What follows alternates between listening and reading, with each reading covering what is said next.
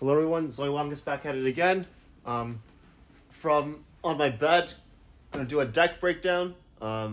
Tables are kind of full right now. I'll be breaking down my teal mask turbo deck, aka just 4 teal masks. Spoiler alert. I've played this in so many locals and a few challenges, and yeah, I'm gonna break this deck down pre-rotation, what I've been running, and it's been pretty successful.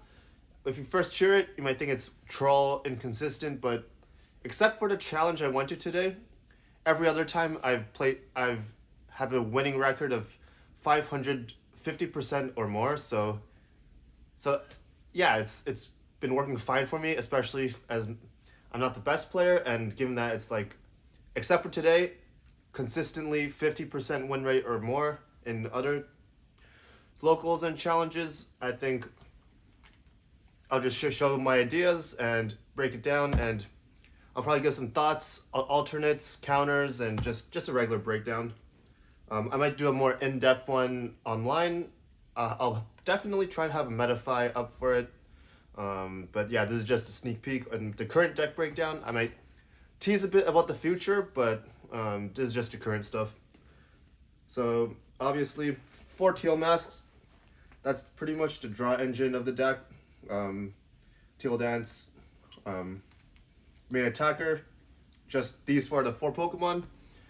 According to statistics, you'll have a 40% of drawing it in your opening hand, so you will mulligan on average, in my experience, around 3 times per game. Forget a basic.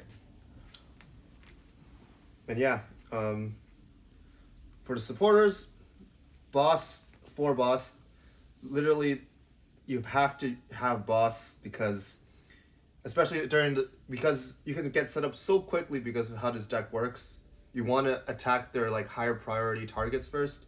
Like there's always like a Badoo stall or just something in the way. You just want to boss up the whatever they're trying to power up at the moment and slow them down and disrupt while you're setting up yourself to attack even more.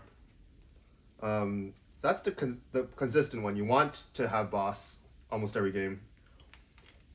The rest is weird. It's like I've debated playing a lot of different supporters. You want disruption, especially because of how consistent this deck runs. As long as you have a teal mask or 2 in play, of how drawing and attacking, you just want disruption so your opponent can't set up and you just constantly get knockouts.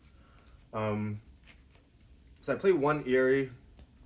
Honestly, haven't been too useful. Like some situational games, it's good because you get to see your opponent's whole hand, so that's pretty solid. But given how like this deck's pretty one-dimensional in terms of like attacking, it's not that useful. Like, and like it's weird.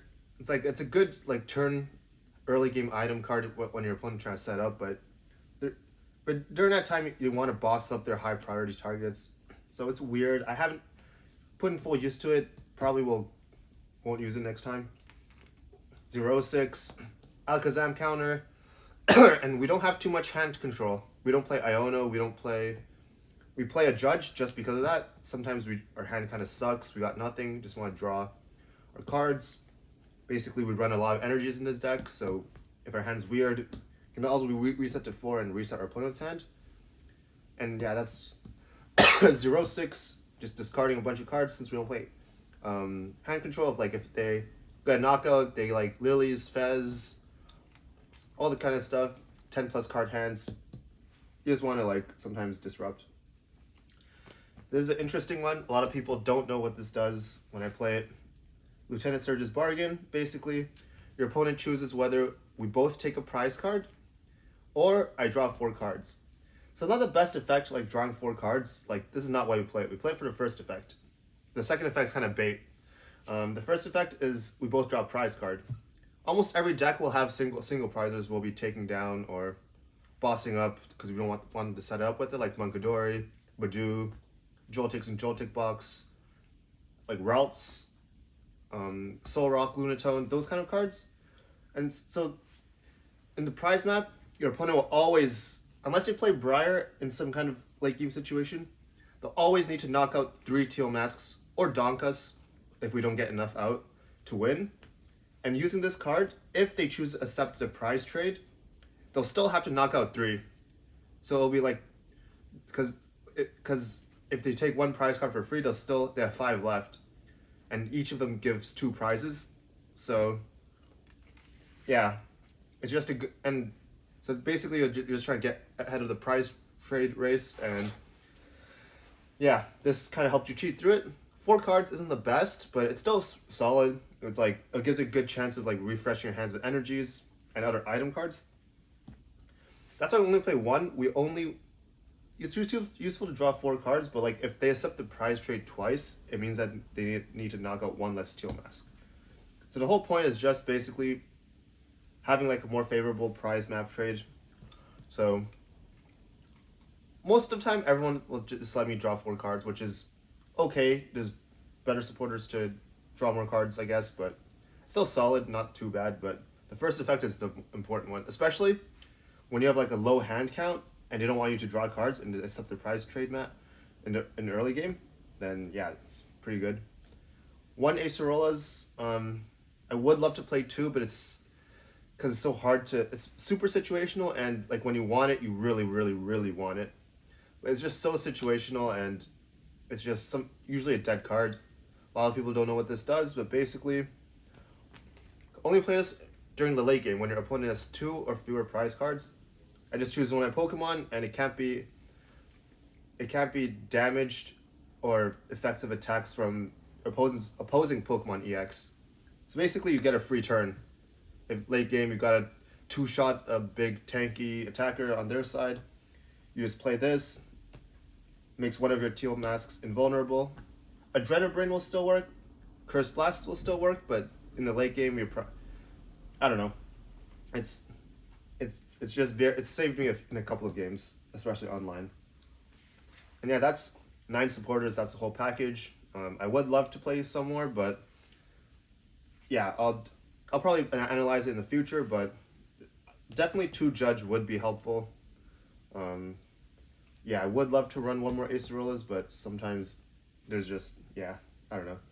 So in terms of searching out the teal masks, we only run 4 search cards, which is kind of inconsistent. I've been donked, not really donked, but like there's cases where my opponent just takes out my last teal mask and play for the win. But yeah, like pre-rotation, there is an argument to be made. You can run like a couple Nest Balls and more Terra Orbs, since Nest Balls work, Terra Orbs work. But yeah, 4 Terra Orbs.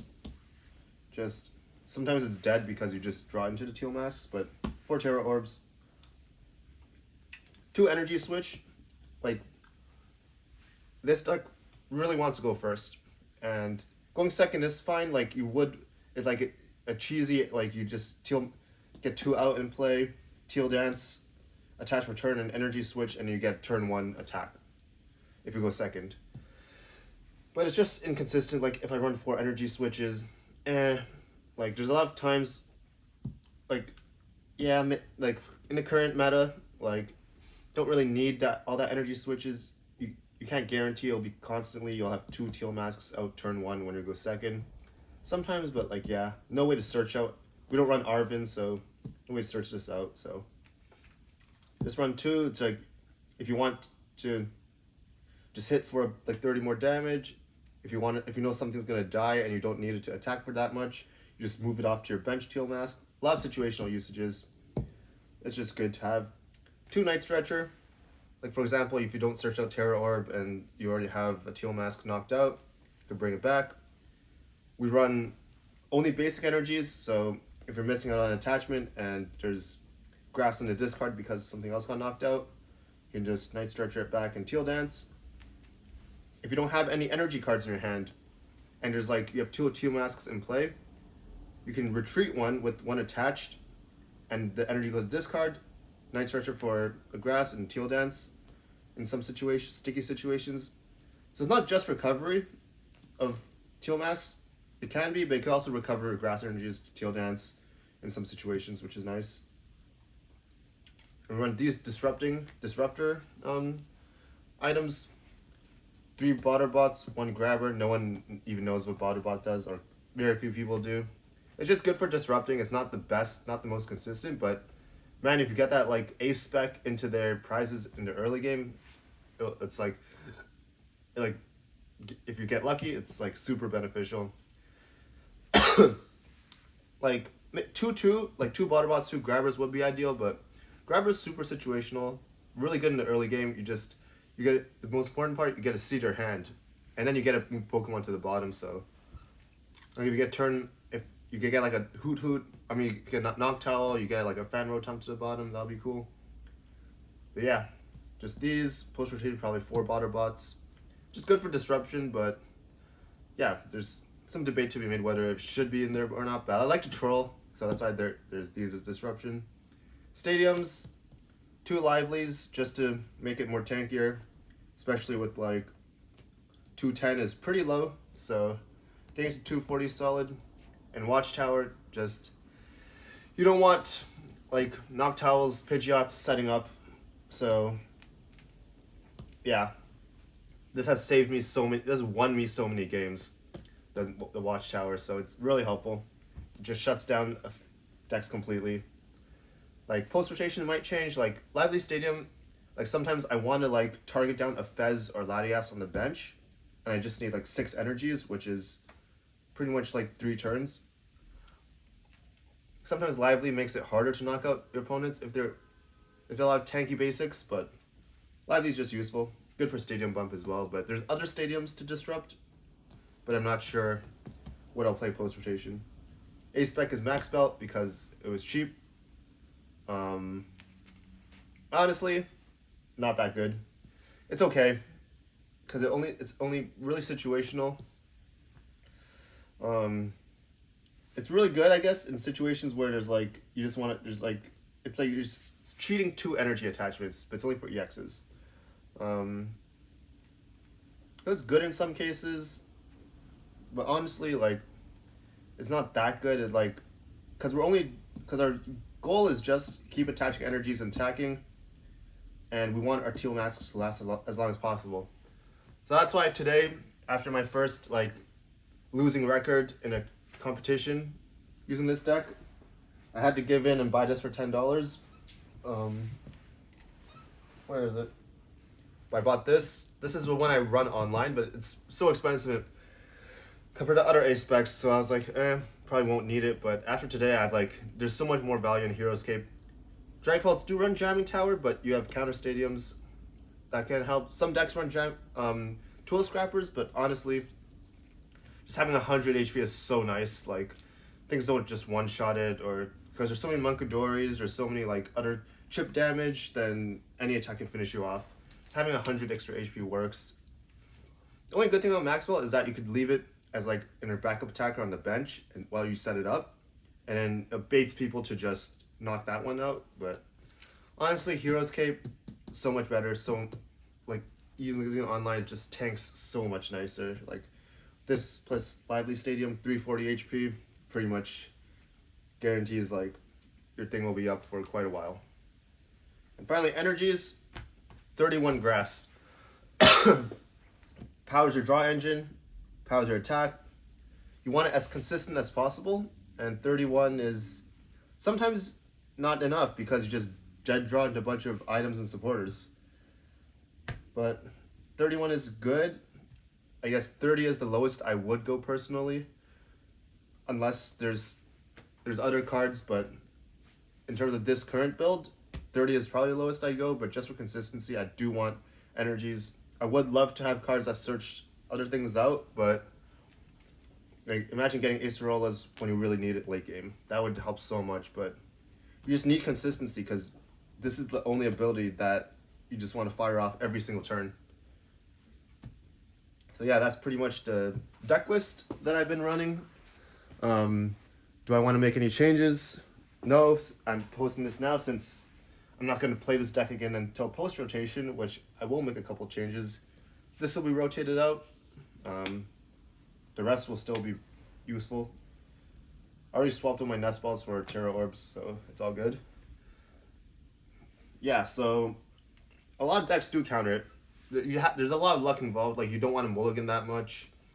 You want to draw into your bosses as much as possible, especially in the early game to set up. You want to draw into Acerola late game. You want to have these disruption cards out early game. if you need to take out a big target early game, you want to have the energy switches. You want to get as many out as possible early game. I think 3 is a perfect number. Like 4 out is a bit too much because sometimes you just get baited to teal dance and you just miss out on some attachments, or I don't know. It's just like you don't. If you have all 4 out, you won't. Usually at least one is prized. So yeah, hard counters. Klefki pretty much hard counters this turn 1. If they have a Klefki out, it's almost over. You pretty much need 3 full turns to power this up instead of the 2, and you won't be drawing much cards. So pretty much you'll probably need to boss it away, which wastes a boss since you really want this to target higher value Pokemon in the early and mid game. So Klefki shuts it down. Have Moltres, which is teched into some cards as a Goldengo counter. Pretty much one-shots Teal Mask, so there's 1 energy as a basic 1 prizer. So that hard counters as well. In general, decks that hard counter it. Pretty much item lock is kind of bad, but not the worst. Item lock just disrupts. If you only have 1 Teal Mask out, yeah, item lock is really bad because you can't search out another one, or you can't energy switch for bigger knockouts, or just disrupt in general. And also, when you item lock by Badoo, they're setting up some better stuff on the bench, so you really have to use the boss's order when they have a Badoo, and then you get item locked another turn, etc., etc. So very annoying. As you can tell, not too many items, so not the most end of the world if you get item locked, but that is a bit annoying, but not the worst. General bad matchup into meta decks. Dragapult is a decent matchup. Sometimes they break and you get away with just constantly attacking. The only bad part is that Dragapult only needs 2 energies, so you pretty much need 8 energies on yourself if you want to knock it out. With a max spell, you need less, but 8 energies, usually your guy gets knocked out before it gets 8. So yeah, Dragapult is not that good. Not as I won't say it's favored. Gardevoir, even worse matchup. Like Mega Diancie is a lot of Gardevoir running these days, and Mega Diancie is a huge counter. Pretty much one shot through the Lively Stadium. So you pretty much want to stop their setup, but it's pretty hard once they have a Gardevoir up. It's pretty hard to stop it. Munkidori just move a bunch of damage and you could easily knock out big targets. The only good part is that Scream Tail can't hit your bench, so you always gotta focus on active. So yeah, Mega Diancie is pretty much counters just completely, because after attacks, it pretty much discards all energy attached to it, and yeah, can't really do anything. And Goldengo, honestly I haven't played a Goldengo matchup, but online I played a couple, and it's situational. Like disruption cards work pretty well on Goldengo, like Eerie, rip out their superiors. But like it's okay. Goldengo doesn't attach a lot of energy, but yeah, I'd say it's a losing matchup still because of the resistance as well. What else? Like the Frostlass decks. Munkidori Frostlass, it's okay matchup. If you run Grimmsnarl, this pretty much just one-shots it, so that's pretty good, except since this has ability, Frostlass will take damage on it every turn. Not the best, but it's a 50-50 matchup into Frostlass and Munkidori. Favorable into Grimmsnarl. Charizard Pidgeot, this is semi-favorable. Like you could one-shot it if Charizard's in the active with 2 energy on it. That's really good. And then at that time, they'll probably send out like a Terapagos or other backup attackers like Chiyu. The can one-shot it probably, but it's generally favorable into Charizard Pidgeot. Sometimes you could combo with Dusknoir, but as long as you get set up nicely and their Klefki doesn't get in the way, and pretty favorable. Into Zoroark, which is pretty much going to be meta. It's pretty favorable as well. You pretty much one-shot it if you have, if they have like an energy under Zoroark. They do have the Darmanitan, which hits this for weakness, And if they use like black belts on it, or if their Zoroark already used like a Zekrom attack, which one-shots this, and you leave a bunch of energy or discard, the backdraft can one-shot the Teal Mask. But in general, given that this pretty much one-shots any Zoroark, it should be favorable if you can like stop them from setting up really fast, since you just want to get ahead of the prize trade. And Darmanitan shouldn't be too bad because the second attack doesn't hit the bench because you're a Terra. I guess Ancient or Raging Bolt.